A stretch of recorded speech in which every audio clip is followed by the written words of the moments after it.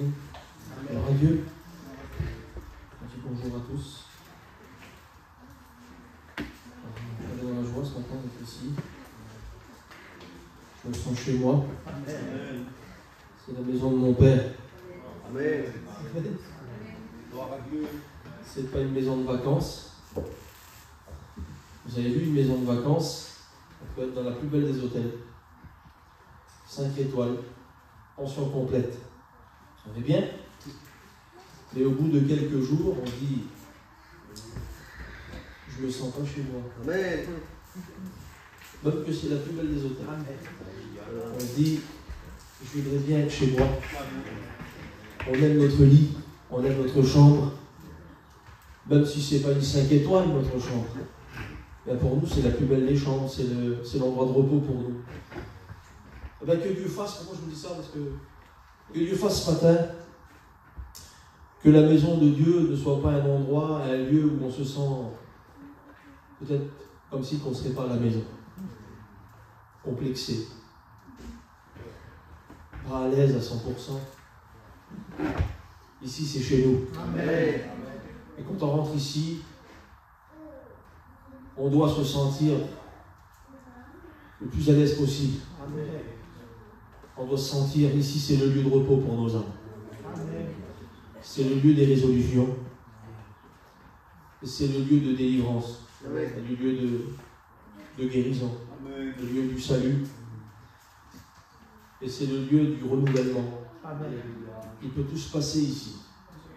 Pas parce que les murs ont bien été peints, pas parce qu'il y a une bonne sono, pas parce qu'il y a des clims, pas parce qu'il y a des pasteurs. Non, il peut tout se passer ici parce que Jésus est présent. Amen. Amen. Et c'est ce que nous voulons ce matin. Je voudrais, et si les musiciens connaissent, je voudrais chanter un petit cantique. Amen. Je me sens bien ce matin. On est bien ce matin. Amen. Ouais. Amen. Je vais prendre le temps. Je ne sais pas si vous connaissez.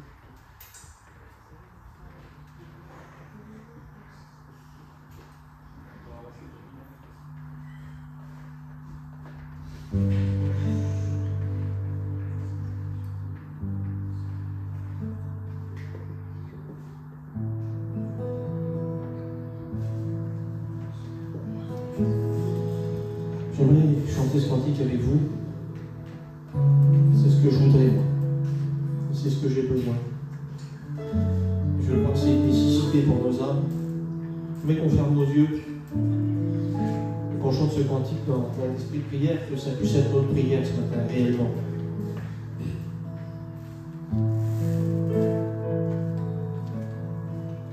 Tout près de toi, je veux être un seul but, Seigneur, pour entendre ta voix, apprendre tout de toi. Seigneur, je veux refléter ton amour. Seigneur, je veux vivre dans ta volonté. Ensemble, plus près de toi, je veux être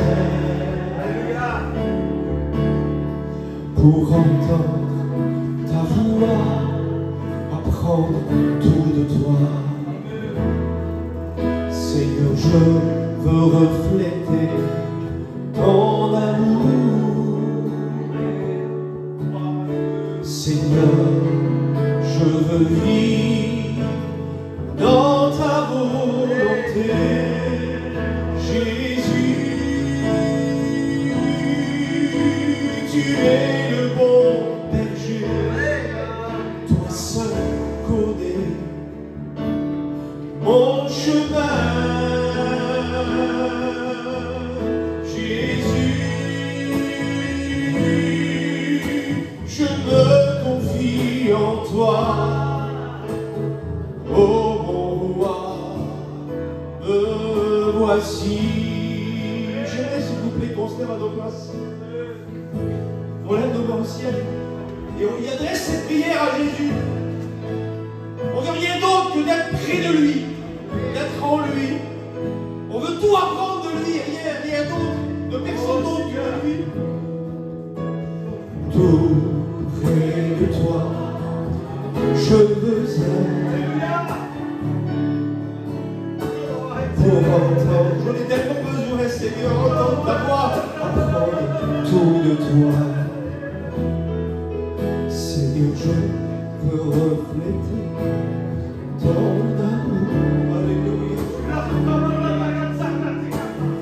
je veux vivre dans ta volonté, Jésus. Oui, Seigneur, tu es le bon berger. Toi seul connais, oui, toi seul, Seigneur, mon chemin. Alléluia, Jésus.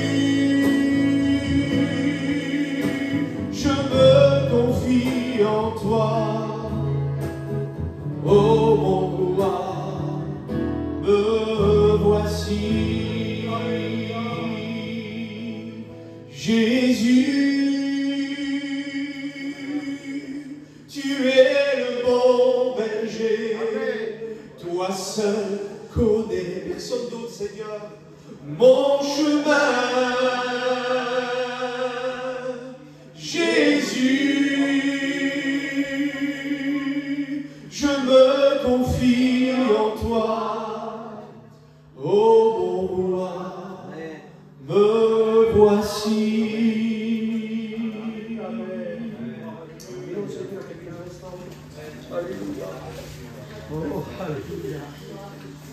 Je crois que la présence de Dieu, elle est capable de nous enseigner, mes frères. Elle nous montre le chemin, elle nous fait du bien. Demandez à la frère de prier. Kevin, tu pries, Seigneur, maintenant.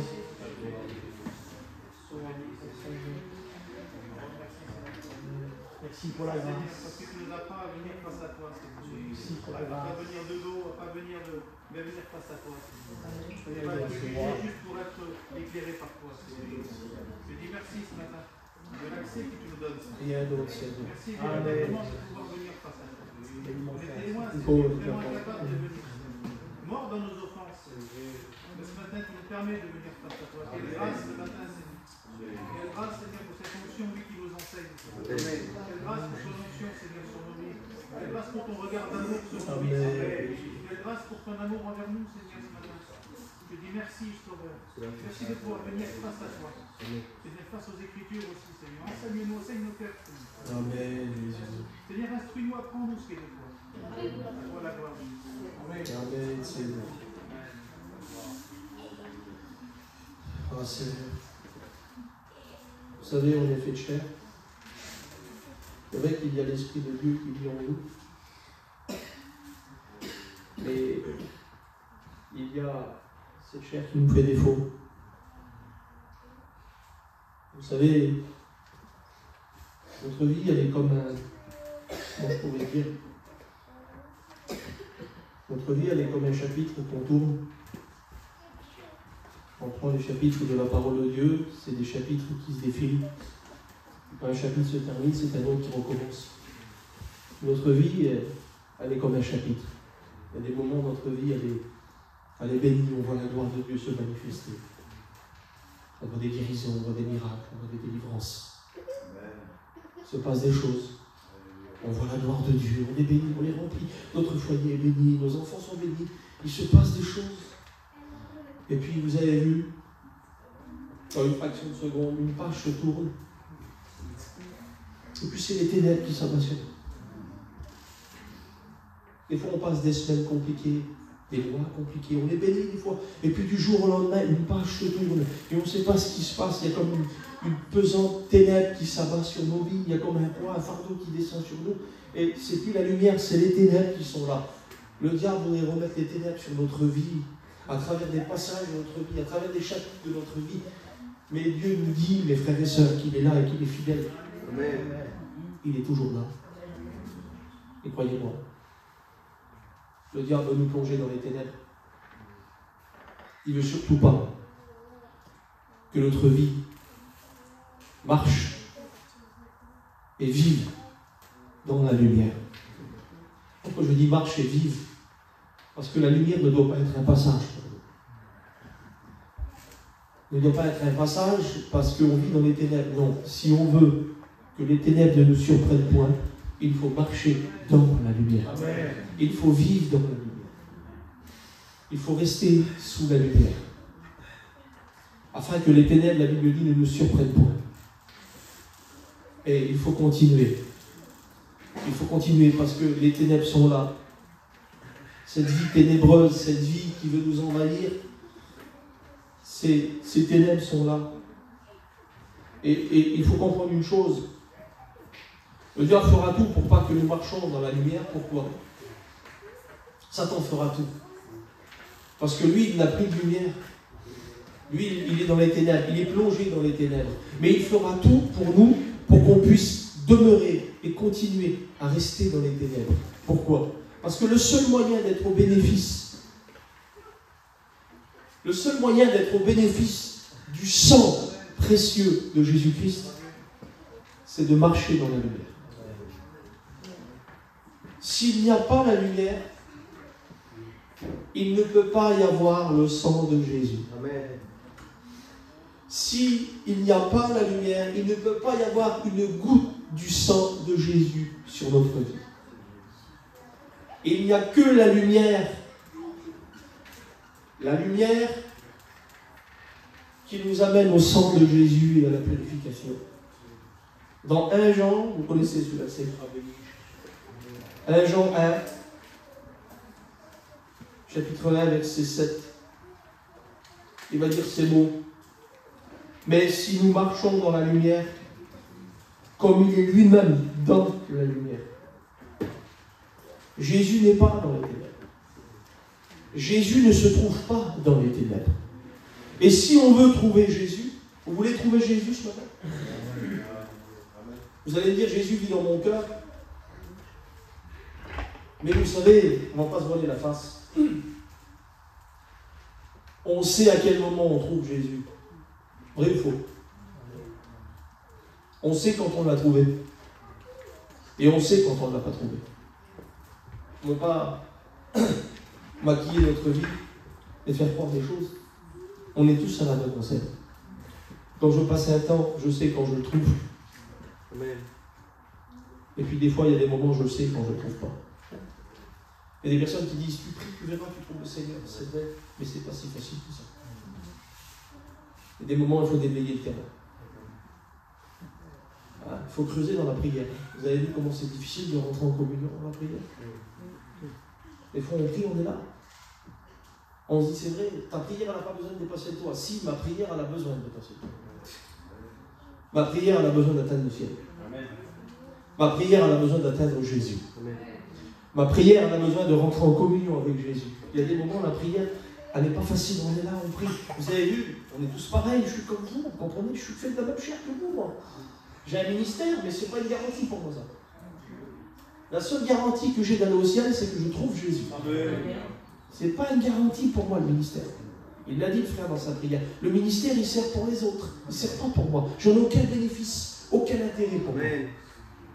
La seule chose qui m'appartient, et qu'il faut surtout que je ne perde pas, c'est ma vie avec Jésus. Amen. Si je perds ça, alors je ne suis plus rien. Je suis une cymbale qui retentit. Même si je bénis les autres, ce n'est pas une garantie de bénir les autres, vous savez. Vous savez que ce n'est pas une garantie. Une expérience, je vous dis une petite expérience entre parenthèses. Une petite expérience que j'ai fait cet été. On était en mission, on était dans le nord de la France. Et puis, on est tous pareils. On formule des prières au Seigneur. Puis des fois, on adore le Seigneur, et puis il y a des moments, on a des demandes. Et on fait des demandes à Dieu. On prie le Seigneur, on fait des demandes à Dieu. On demande des choses qu'on a besoin, on demande des réponses parfois. Des fois, on n'a pas toujours la réponse qu'on voulait avoir, mais Dieu nous répond. Mais ce qu'on veut parfois, on veut que Dieu nous réponde. Qu'il nous réponde d'une manière ou d'une autre, mais qu'il nous répond. Parce que la réponse de Dieu, ça sera la bonne. Et puis, j'attendais des réponses du Seigneur, et puis, on était à Sedan, sur une place. Et puis, les autorités ne veulent pas qu'on reste sur la place, c'est compliqué, donc on passe au tribunal, voilà, c'est compliqué. Et puis on va au tribunal, et puis on avait tous les éléments en main pour pouvoir gagner le tribunal. On fait venir un huissier, la place qu'il voulait nous mettre ne correspondait pas, l'huissier, enfin, on avait tout, on n'a rien compris, on a perdu le tribunal, mais on n'a rien compris pourquoi. Peut-être qu'on était débutants. Et puis, la police municipale, elle vient nous amener le constat du tribunal, et c'est une ordre d'expulsion. Voilà, la police municipale vient sur le terrain, elle est en dessous de notre store, il y avait moi et Bruno qui étaient là, et puis d'un coup elle nous remet le document comme quoi qu'on doit partir, dernier carat lundi. À 13h, il faut qu'il y ait une caravane sur la place. Et il nous amène le document, on signe le papier. Et regardez. Le police municipal, elle s'en va. Et au moment qu'il s'en va, il dit attendez. Il dit attendez, j'ai quelque chose. Ah bon? Ouais. Il me sort un petit feuillet. Voilà, il me sort un petit feuillet. Il me dit j'ai trouvé ça par terre, je ne sais pas ce que c'est. Il dit avant de partir, je pensais que je voulais vous le donner. Avant de partir, tenez, je vous le donne. Et il me donne ce feuillet. Et puis quand j'ai lu ce feuillet, c'était toutes les réponses que j'attendais. Dieu m'avait parlé, Dieu m'avait béni. À travers qui? À travers un serviteur de Dieu? À travers un chrétien? À travers qui? Non. Il ne connaissait même pas Dieu, il n'était pas chrétien, il ne connaissait pas Dieu intimement, il n'était pas sauvé. Alors j'ai fait ce petit constat et c'est ce que je vous dis tout de suite. Ce n'est pas une garantie de bénir les autres. Amen. Il a apporté les réponses que j'avais besoin à ce moment. Dieu s'est servi de lui. Mais il n'était pas sauvé pour autant. Je ne sais pas, je n'ai pas le pouvoir d'envoyer les gens en enfer. Mais je suppose qu'il n'était pas sauvé parce qu'il n'était pas chrétien, il ne marchait pas avec Dieu. Donc ce n'est pas une garantie. Ne soulage pas ta conscience par des œuvres. Ce n'est pas une garantie. La seule garantie que tu as. Et chacun d'entre nous, on n'est pas ici pour apporter un jugement. Mais chacun d'entre nous dans nos cœurs, nous connaissons notre vie avec Dieu. Et nous pouvons faire notre propre jugement à nous-mêmes. Et notre propre bilan à nous-mêmes. Et le texte va nous dire, je prends le texte dit, mais si nous marchons dans la lumière, comme il est lui-même dans la lumière, il dit, nous sommes mutuellement en communion. Et le sang de Jésus, son Fils, nous purifie de tout péché. Amen. Ça veut dire que s'il n'y a pas la lumière, il n'y aura jamais une goutte de sang de Jésus. Mais il y a des gens, des fois dans nos vies, on est comme ça, on aime la lumière. On aime la lumière, mais par intermittence. On aime la lumière, mais à certains endroits de notre vie, mais on ne veut pas que cette lumière-là vienne dans d'autres endroits. On ne voudrait pas qu'elle éclaire notre vie. Si notre vie tout entière n'est pas éclairée par la lumière, je vous dis de la part de Dieu, il ne peut pas y avoir de vie avec Dieu. Parce que qu'est-ce que nous représente la lumière? La lumière nous représente la clarté. Ça veut dire ce que ça veut dire, c'est la lumière. Elle nous représente aussi la pureté de Dieu. Amen. Parce que notre Dieu est pur. Amen. Il est immensément pur. Amen. Et puis l'homme, c'est immensément impur. C'est immensément imparfait. Qui que nous sommes? Aussi bons que nous sommes. Devant la lumière de Dieu, Amen. on ne peut rien faire d'autre que de fléchir les genoux et de lui demander pardon. Amen. Pourquoi? Parce que la lumière produit quoi? La lumière dévoile notre incapacité, elle dévoile notre cœur imparfait qui ne peut pas vivre avec Dieu. Et quand elle dévoile notre cœur, elle dévoile notre misère. Non pas pour nous condamner. Amen. Ce n'est pas une lumière de condamnation, comme on pourrait trouver dans l'Ancienne Alliance. Dans l'Ancienne Alliance, dans l'Ancien Testament, il n'y avait que la lumière. La lumière qui venait éclairer les hommes, qui dévoilait le péché, sans jamais donner une solution pour le purifier, pour le sanctifier. C'était une lumière qui dévoilait la misère de l'homme. Et on faisait des sacrifices simplement pourquoi? Pour nous rappeler notre péché. Les sacrifices étaient là pour rappeler notre péché. Simplement pour nous rappeler qui nous étions dans notre péché, qui nous sommes dans notre péché, sans jamais nous pardonner. Mais dans la nouvelle alliance, l'alliance dans le sang de Jésus, la lumière vient, dévoile notre péché, mais il y a solution de purification, le sang de Jésus qui descend et qui nous lave et qui nous sanctifie. Amen. Amen. Donc si on n'accepte pas la lumière, il n'y aura jamais repentance. Si on n'accepte pas la lumière, il ne pourra jamais y avoir de remise en question en nous-mêmes. Non, parfois on refuse la lumière, on refuse de mettre en lumière notre vie. Pourquoi? Parce qu'on a l'âge, parce qu'on a honte, peut-être parce qu'on a une place dans l'église, parce qu'on fait des choses. On va le voir ensemble. Ça ne nous amène pas au ciel tout ça. Amen. Excusez-moi, il n'y a rien de péjoratif dans le mot chair. Vous comprenez? Des fois on voit le mot chair comme la chair, c'est la chair, on est là, vous êtes fait de chair, vous êtes comme moi, non? Alors vous êtes des Robocop, des fantômes. Mais on est tous faits de même chair. Vrai ou faux? Amen. Et puis tout ce qu'on peut faire dans une église, merci à Dieu, il y a des choses importantes. Il y a des choses qui sont importantes dans la vie de l'église. Il y a des musiciens, il y a la guitare, il y a ceux qui nettoient l'église, il y a ceux qui placent les chaises, il y a ceux qui ont des tâches dans toutes sortes de choses dans l'église. Mais tout ce que vous ferez ici ne touchera pas votre âme ou votre esprit. Elle va nourrir votre chair. À aucun moment l'esprit sera nourri. À aucun moment ça touchera votre esprit, votre vie de l'esprit. À aucun moment. Mais quand vous rentrez en communion avec Dieu, à ce moment-là, c'est l'âme et l'esprit qui est rempli. Et c'est là qu'on a besoin de grandir. Alors n'essayons pas, parce qu'on est comme ça. On s'attache tellement à ce qu'on voit et à ce qu'on fait. Et on soulage notre conscience. On soulage notre conscience par des œuvres. Alors que Jésus voudrait venir avec sa lumière, écoutez bien, il n'y a aucune condamnation. Il veut venir avec sa lumière pour éclairer notre vie. Amen. Et pour arracher ce qui nous fait mal. Pour nous délivrer, pour nous rendre meilleurs, pour nous purifier, pour nous laver, pour nous sanctifier, pour nous rendre meilleurs pour lui. Il n'y a pas de jugement. La volonté de Dieu, c'est de nous rendre meilleurs. Il veut qu'on soit mieux. Alors, es-tu prêt à accepter ce que la lumière voudrait révéler en toi? Il y a des personnes qui sont comme ça. Les années passent. Et ils sont contents de ce qu'ils vivent. Et il faut qu'il y ait quelque chose. Il faut qu'il se passe quelque chose dans le cœur.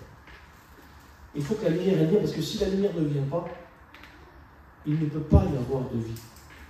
Il ne peut pas y avoir le sang de Jésus. Daniel, chapitre 2, verset 22, il dit « Il révèle ce qui est profond et caché. Il connaît ce qui est dans les ténèbres, et la lumière demeure avec lui. » Il connaît ce qui est dans les ténèbres. Il sait ce qui est dans les ténèbres. Vous savez, des fois, on veut vivre. Il y a beaucoup en ce moment, il y a beaucoup de messages et il y a beaucoup de personnes qui prêchent un petit peu dans cette direction-là. Ils parlent beaucoup du lieu secret. Ça vous dit quelque chose? Amen. Ça vous dit quelque chose ou pas? Amen. Le lieu secret avec Dieu. La vie secrète avec Dieu. Vous savez ce que c'est le lieu secret, la vie secrète avec Dieu? C'est exposer sa vie à la lumière. Amen. C'est mettre en lumière notre vie. Mais on veut tous le lieu secret. Et j'ai vu des personnes venir vers moi, ne vivant pas une vie intime et forte, parce qu'on met des mots, nous, le lieu secret, rentrer dans le sanctuaire, on met des mots, mais ce n'est pas des mots, c'est qu'ils passent du temps avec le Seigneur. Amen. Tu as une vie intime, profonde avec lui. Amen. On met des mots, parce qu'il faut mettre des mots. Mais j'ai vu des personnes qui n'avaient pas cette vie-là avec Dieu, qui ne rentraient pas dans cette case de cette vie avec Dieu, et puis à un moment donné, le message les a percutés, des résolutions ont été prises dans leur cœur, et ils ont commencé à creuser dans cette vie avec Dieu. Ils ont commencé à creuser, à passer plus de temps avec Dieu, à exposer leur vie à Dieu encore plus. Et à ce moment-là, il s'est passé des choses en eux. Mais qu'est-ce qui s'est passé? Ah ben, cette vie secrète avec Dieu, cette vie intime avec Dieu, a révélé des choses que ces personnes n'avaient peut-être jamais soupçonnées. Alors le but c'est quoi? C'est pas je suis prêt à vivre dans le lieu secret. Oui, merci Seigneur si tu es prêt. Mais est-ce que tu es prêt à accepter ce que le lieu secret va révéler? Amen. Est-ce que tu es prêt à accepter ce que la lumière va révéler en toi? Ces personnes-là sont venues vers moi. Ils disent Seigneur, je pratiquais ces petites choses-là, c'était pas vraiment méchant. Mais depuis que je passe du temps avec Dieu, ces personnes me disent Seigneur, on dirait que le Seigneur il pousse à m'en détacher de ces choses-là. Amen. On dirait que le Seigneur, le Saint-Esprit me pousse à plus faire ces choses-là. Pourtant, ce n'était pas des choses que je n'avais pas soupçonnées, mais il semblerait qu'il faut que je m'en détache. Parce que tu t'approches de la lumière. Comprenez cela. Le fait de vivre dans la lumière va nous amener plus facilement à passer par la repentance et à nous délivrer. Celui qui vit un peu loin de la lumière, ben, il trouve moins le besoin et la nécessité de se repentir. Pourquoi? Il trouve moins la nécessité de se repentir et le besoin. Pourquoi? Parce qu'il est trop loin de la lumière. Il vit comme un religieux. C'est un bon catholique. Mais un bon catholique, il ne rentrera pas dans le ciel. C'est un disciple de Jésus. Amen. Quelqu'un qui marche dans la lumière. Amen. Et il faut être prêt ce matin, parce qu'on n'est pas là pour devenir pire. Excusez-moi. On n'est pas ici sur une chaise pour attendre le pain et le vin qui va passer dans les rangs. Amen. Mais on est là pour qu'il se passe quelque chose en nous, pour grandir spirituellement. Il faut que ça bouge en nous. Parce que c'est cette vie de Dieu là. Il faut que ça nous amène à un changement, à une transformation. Il faut qu'il se passe quelque chose en nous. Es-tu prêt à accepter ce que la lumière va te révéler? Parce que regardez bien, celui qui refuse la lumière, regardez bien, celui qui refuse de vivre dans la lumière et d'exposer sa vie à la lumière et qui refuse et qui se cache parce qu'on se dit les frères ne me voient pas, c'est pas grave, mais le plus important c'est pas les frères, c'est Dieu. C'est Dieu. Et regardez, il y a un jugement de Dieu, on va le lire ensemble si vous voulez bien, ça se trouve dans l'évangile de Jean, chapitre 3, verset 19. Regardez ce qu'il dit. On prend le temps, on a le temps ce matin. Je ne vais pas vous dire trop longtemps, mais je voudrais vous partager ce que j'ai sur mon cœur. Évangile de Jean, chapitre 3, verset 19. Regardez ce qu'il dit. Il y a un jugement. Et il dit, et ce jugement, c'est que la lumière étant venue dans le monde, les hommes ont préféré les ténèbres à la lumière parce que leurs œuvres étaient mauvaises. Il y a des personnes comme ça. Il parle des gens du monde, mais je crois qu'aujourd'hui, plus que jamais, il y a des personnes qui sont comme ça. Et ils préfèrent les ténèbres à la lumière. Ils ne vont pas le dire tout haut. Ils vont dire, je préfère la lumière, moi, oui. Mais quand la lumière, elle vient et qu'elle veut éclairer les coins sombres de ta vie, pour mettre en lumière des choses pour t'en libérer, non pas pour te juger. La lumière n'est pas là pour juger, elle est là pour nous libérer, pour nous amener à la liberté. Mais quand on rejette cette lumière, alors on reste sous l'esclavage, on reste sous la servitude, on reste lié encore et on n'est pas libéré pleinement. Parce que la Bible dit dans l'évangile de Jean, si le Christ vous a franchi, il dit, vous serez quoi? Libre? Non. Il dit, vous serez réellement libre. Amen. Pourquoi il dit réellement? Parce qu'il y a des fausses libertés. Amen. Parce qu'il y a des personnes qui vivent des fausses libertés. Ils vivent en semi-liberté. Comme j'avais un cousin de ma femme, lui. Il était schtildo, mais il rentrait avec un bracelet. Il rentrait la nuit, il ressortait le jour, il était en semi-liberté. Il y a des personnes qui croient que c'est ça la vie. Ils vivent leur petite vie ici, là, dans l'église, à chanter des cantiques, à louer Dieu, mais en dehors d'ici, on enlève, excusez-moi, c'est peut-être bizarre ce que je dis, on enlève le costume du chrétien et on remet celui des ténèbres. Ça ne marche pas. Ça ne peut pas marcher. Il y a un jugement contre ces personnes-là. Il y a un jugement, et on ne veut pas rester sur le jugement. On veut être sous la liberté et sous la libération par le sang de Jésus. Il dit, parce que leurs œuvres étaient mauvaises. Car quiconque fait le mal haït la lumière et ne vient point à la lumière, de peur que ses œuvres ne soient dévoilées. Il haït la lumière. Il n'aime pas la lumière. Ah, il aime l'église. On va le voir ensemble. Il aime tout ce qu'il y a dans l'église, le programme, il n'y a pas de problème. Mais on ne supporte pas et on ne veut pas s'approcher de la lumière parce que nos œuvres vont être dévoilées. Et quand les œuvres sont dévoilées, Dieu met la main là où il faut que ça soit transformé. C'est là qu'il faut que ça soit transformé. Je ne suis pas ici pour énumérer ce qu'il y a dans vos cœurs. Je ne suis pas ici pour énumérer des choses. Alors, je pourrais parler de plein de choses, mais je ne suis pas ici pour ça. Je crois qu'on est des grands garçons. Amen. Et il y a des grandes filles aussi parmi nous. Et je crois qu'on sait ce qu'il y a dans nos cœurs. Amen. Je crois que c'est assez facile de faire un auto-jugement de notre vie C'est vrai. et de peser dans la balance. Qu'est-ce qu'il faudrait changer? Il dit, mais celui qui agit selon la vérité vient à la lumière, afin que ses œuvres soient manifestées. Il vient à la lumière. Il faut qu'on réalise, mes frères et sœurs, une chose. C'est que la lumière, venir à la lumière du Christ, à la lumière de la sainteté de Dieu, c'est extraordinaire. Pourquoi? Parce que personne n'avait le droit. Mais à travers l'alliance que Jésus a établie, Amen. cette alliance éternelle, il y a eu des alliances avec Adam, il y a eu des alliances avec Noé, il y a eu beaucoup d'alliances. Et toutes ces alliances ont été avec David, avec Moïse. Il y a eu beaucoup d'alliances qui ont été faites. Ces alliances-là, écoutez-moi bien, ont été des types de Jésus. C'était pas Jésus, mais c'était des types de Jésus. Mais l'alliance qui vient et qui ôte le péché, qui nous amène à la lumière et qui nous transforme, c'est l'alliance en Jésus. Et cette alliance-là, c'est extraordinaire, mes frères et sœurs. Je ne sais pas si vous le réalisez, la grâce et l'honneur et le privilège que nous avons de pouvoir nous approcher du trône de la sainteté, non pas pour en être jugés, mais pour en être libérés. C'est une grâce extraordinaire. C'est quelque chose d'extraordinaire. Le diable voudrait voiler notre intelligence afin de ne pas voir briller la lumière et la splendeur de l'évangile. Il veut voiler notre intelligence, non pas les yeux de notre regard, parce qu'on voit toutes choses, mais notre intelligence spirituelle. Il veut la voiler pour qu'on puisse demeurer dans notre état et soulager notre conscience par des œuvres, par une église, par un chant. Ah, ce matin, j'ai ressenti la présence de Dieu. Soulage pas ta conscience avec ça. Amen. Il faut qu'il y ait des choses qui soient déracinées en toi. Oui, il y a des moments, il y a des petites branches à couper. Mais quand on reste et qu'on demeure dans notre état, c'est plus que des branches. Il y a des racines qui prennent profond. Et puis le Saint-Esprit voudrait déraciner. Non pas pour nous rendre pires, mais pour nous rendre meilleurs. Écoute-moi bien. Jésus veut te libérer de ce qui te fait mal. Parce qu'aujourd'hui, ce qu'il y a dans ton cœur t'empêche de vivre avec Dieu librement, t'empêche vraiment de t'épanouir en Dieu. Dieu voudrait te libérer de toutes ces barrières qui t'empêchent de vivre pleinement en lui. Et c'est ça. Alors qu'est-ce qui se passe quand on refuse la lumière?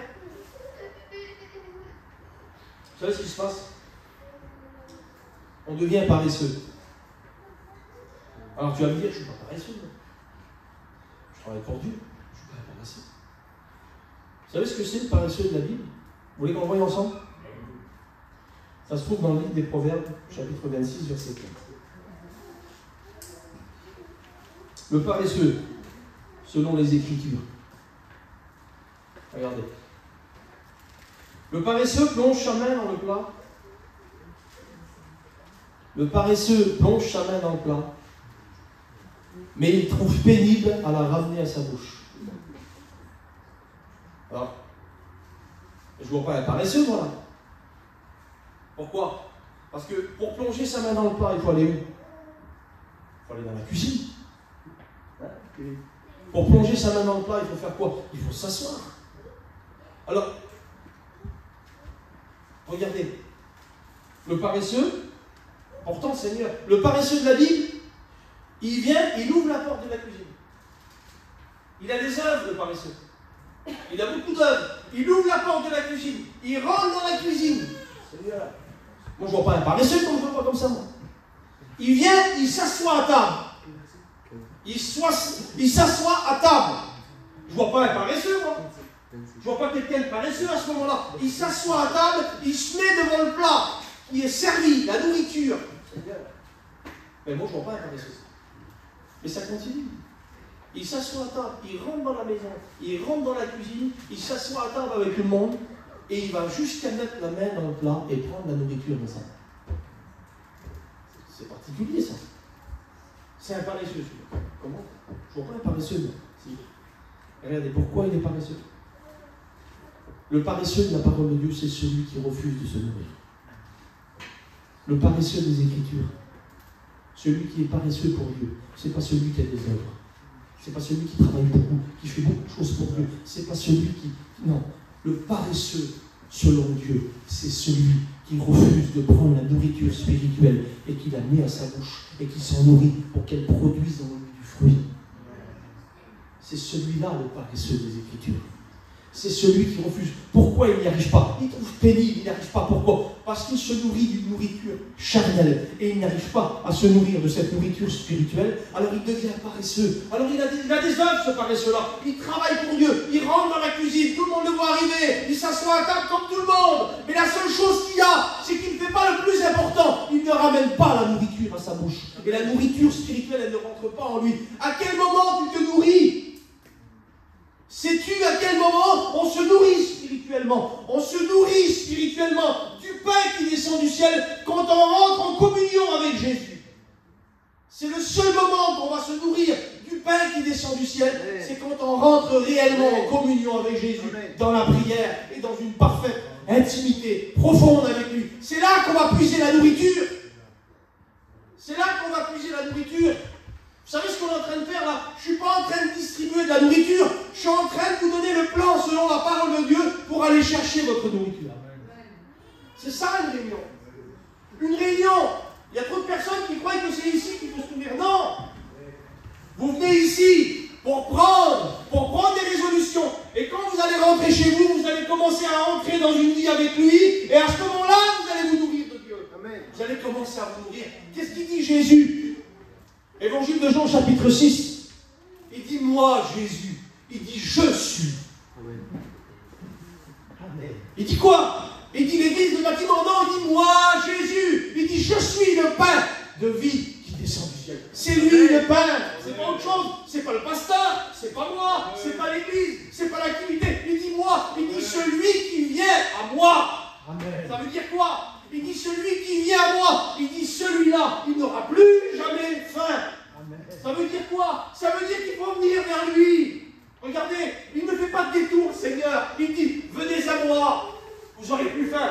Venez à moi, vous aurez plus soif. Je suis le pain de vie. Amen. Et c'est de lui qu'il faut se nourrir. Et à quel moment on se nourrit de lui? Quand on rentre en communion avec lui. Amen. On expose notre vie à la lumière. Et cette nourriture spirituelle, elle rentre en nous.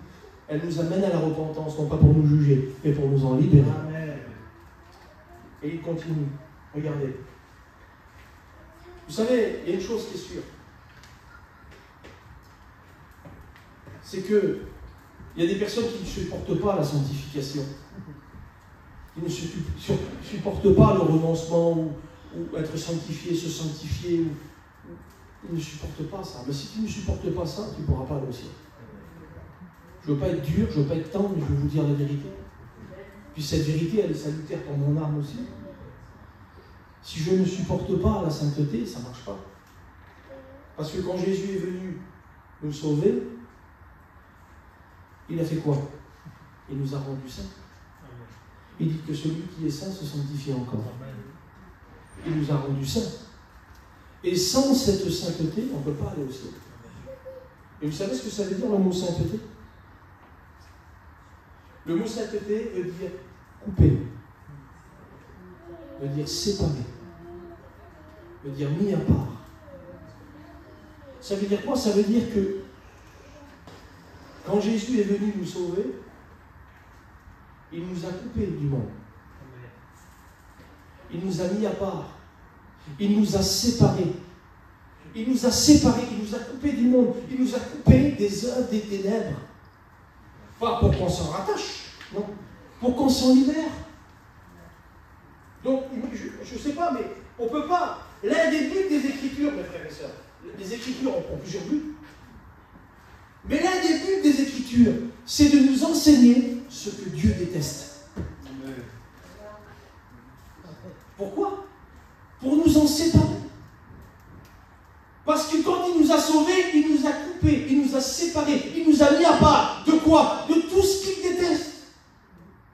Mais il semblerait que nous, en tant que chrétiens, on fait tout pour se rattacher à ce que Dieu déteste. Mais comment voulez-vous que ça marche? Les œuvres des ténèbres, Dieu nous a séparés des ténèbres. Mais c'est pas pour qu'on s'en attache, c'est pour qu'on s'en détache réellement. L'un des buts des Écritures, c'est de nous enseigner tout ce qu'il déteste, pour nous en détacher. Amen. Et c'est ce qu'il veut. Il veut nous détacher de toutes les œuvres des ténèbres. Il veut nous séparer de tout ce qui est des ténèbres pour nous attacher à lui. C'est ce qu'il veut. Moi, je vois quelque chose je vois une confusion. Parce que Dieu déteste toutes ces choses et nous, on se tue à s'en détacher. Alors qu'il nous a amenés dans sa sainteté. Nous devons marcher. Nous devons marcher. Regardez ce qu'il dit dans l'Épître aux Galates, au chapitre 1 et au verset 4. Galates 1, 4, regardez ce qu'il nous dit.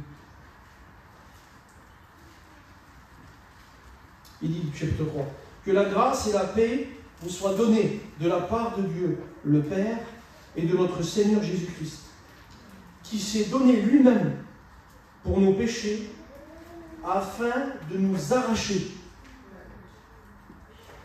Il s'est donné lui-même à la croix. Pourquoi? Pour nous sauver, mais pour un but bien précis, pour nous arracher. Pour nous arracher du présent siècle mauvais selon la volonté de Dieu.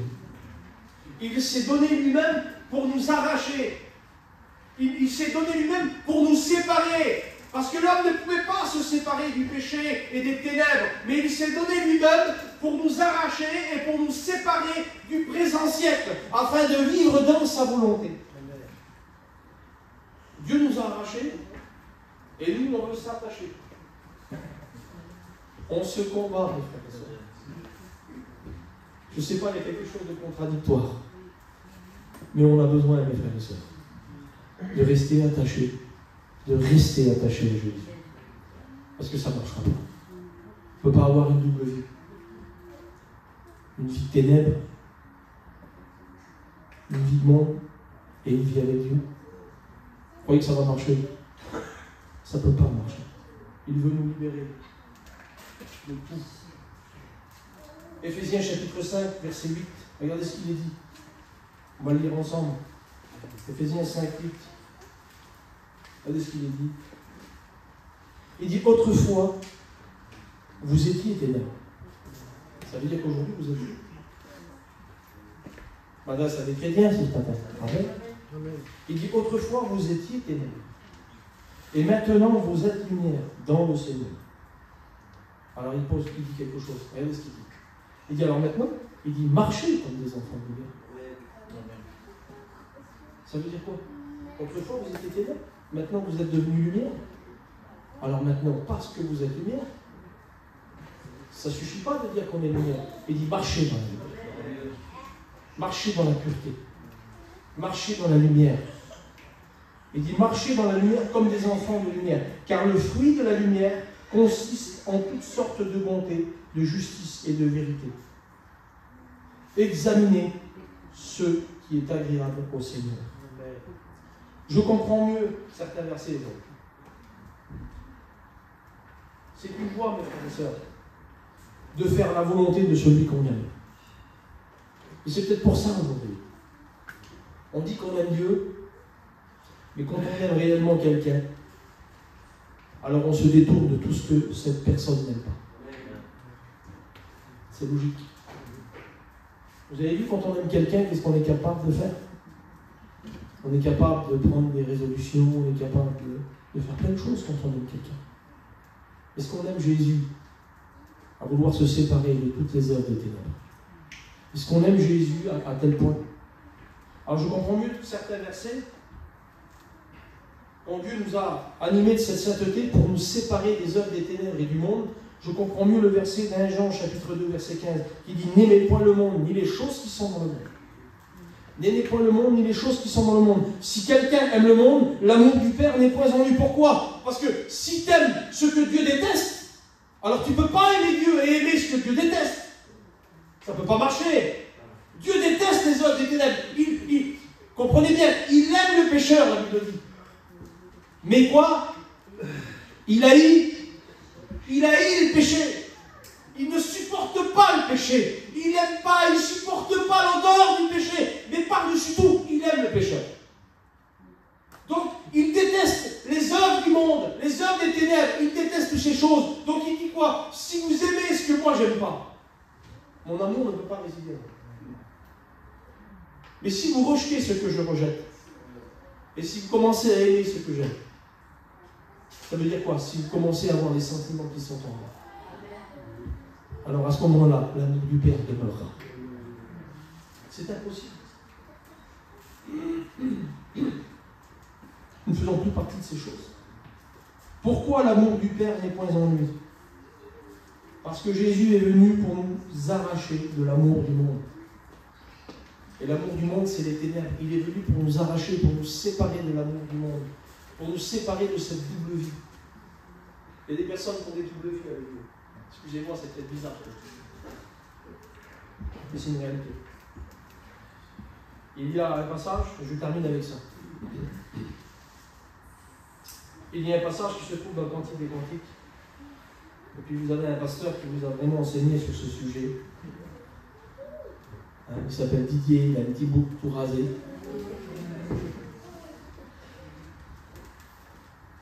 Mais il y a un passage, vous savez, le Saint-Esprit nous donne une petite lumière aussi des fois. Et dans ce passage, chapitre 5, au verset 9, c'est le passage des filles de Jérusalem qui viennent vers le bien-aimé et que le bien-aimé leur dit: où est allé ton bien-aimé? Je le cherche, je ne le trouve pas. Et elle s'adresse aux filles de Jérusalem. Et à ce moment-là, il va se passer quelque chose. Qu'est-ce qu'il a de plus? Regardez ce qu'il dit, on va le lire ensemble. Regardez ce qu'il dit. Il dit: je vous conjure, filles de Jérusalem, si vous trouvez mon bien-aimé, que lui direz-vous? Que je suis malade d'amour. Et les filles de Jérusalem vont répondre quelque chose, regardez bien. Qu'a ton bien-aimé de plus qu'un autre, ô la plus belle des femmes? Qu'a ton bien-aimé de plus qu'un autre, pour que tu nous conjures ainsi? Et il y a une version, et c'est là que je vais m'arrêter. Pourquoi je dis, il y a des personnes qui ont des doubles vies avec Jésus. Ils aiment le monde, et les choses qui sont dans le monde. Alors quand on dit ils aiment le monde, ce n'est pas les boîtes de nuit, des choses comme ça, il y a des choses qui sont ténébreuses, parce que le monde gît sous la puissance du mal. Donc Dieu veut nous détacher de toutes ces choses, de cet amour-là, pour nous ramener à son amour. Et il y a une version qui dit, dans cette version que nous avons à Louis II, il dit: qu'a ton bien-aimé de plus qu'un autre. Mais si vous prenez la version masorétique, les filles de Jérusalem vont dire quelque chose. Ils vont dire: qu'a ton amant de plus qu'un autre. Et vous savez ce que c'est un amant? Excusez-moi de te respecter plutôt. Mais dans la vie, quand on a un amant, ça veut dire qu'on a une double vie. Et les filles de Jérusalem considéraient Jésus comment? Comme un amant. Ça veut dire que ce n'était pas l'amour principal dans leur vie. Ils aimaient Jésus, mais ils avaient une double vie. Il y avait une autre personne. Quand on a un amant, excusez-moi, le mot inverse, quand on a une maîtresse, ça veut dire qu'on a deux vies. Et puis quand on a deux vies, ça veut dire quoi? Ça veut dire qu'on est dans l'adultère. Ah ben, il y a des adultères spirituels, excusez-moi. Mais spirituellement, au sens spirituel, il y a des adultères. La Bible nous enseigne dans ce sujet-là. Il dit, l'épître de Jacques, chapitre 4, verset 4, adultères que vous êtes, ne savez-vous pas que l'amour du monde est inimitié contre Dieu? Croyez-vous que les Écritures parlent en vain? C'est avec jalousie que Dieu chérit l'esprit qu'il a fait hériter en nous. Amen. Comprenez? Il y a des personnes, excusez-moi, qui ont des doubles vies avec Jésus, qui aiment le monde, qui aiment les ténèbres, qui attachent certaines choses dans leur cœur aux œuvres des ténèbres et ils veulent la lumière, mais ça ne marche pas. C'est soit la lumière ou soit les ténèbres. Mais il n'y a pas de parti. Dieu ne partage pas. Soit on marche comme des enfants de lumière. Autrefois, il dit, autrefois, ça veut dire que c'est fini. Ça veut dire que c'était avant. Il dit, autrefois, vous étiez ténèbres. Maintenant, vous êtes lumière. Vous êtes des enfants. Alors il dit quoi? Il dit, marchez alors maintenant. Parce qu'on devient des enfants de lumière pour un seul but. Pourquoi? Pour marcher comme des enfants de lumière. Pour marcher dans la vérité. Pour marcher dans la sanctification. Pour marcher dans la sainteté. Et à ce moment-là, ils ne sont pas pleinement dans la lumière. Jésus est un amant pour eux. Et puis là, à ce moment-là, qu'a ton amant de plus qu'un autre? Et là, elle répond, la tsunami, tout le chapitre, du verset 10 au verset 17, vous pouvez le lire. Elle va répondre, mon bien-aimé, il est beau, il est merveilleux. Ses cheveux sont merveilleux. Ses pieds sont de l'airain poli. Elle va parler de toute la personne de Jésus. Mais vous remarquerez quelque chose, à aucun moment elle parle de sa puissance. À aucun moment elle parle de la guérison qu'il a accomplie. À aucun moment elle parle des manifestations qu'il fait. Elle parle juste de la beauté de son intimité qu'elle fait. Et quand elle va finir, le passage juste après, au chapitre 6, les filles de Jérusalem vont dire, où est allé ton bien-aimé? Ça veut dire qu'elle va créer quelque chose dans le cœur des filles de Jérusalem. Et vous savez ce qu'elle va leur dire? Et à ce moment-là, elles vont changer. C'est plus un amant, Jésus. Elle va dire, où est allé le bien-aimé? Ça veut dire que par l'explication de cette vie avec Dieu, de cette beauté, elle va créer un désir dans le cœur de ces filles-là. Pourquoi? Et puis ça ne sera plus un amant. Ils vont dire, c'est bien-aimé maintenant. Et j'aimerais vous dire quelque chose.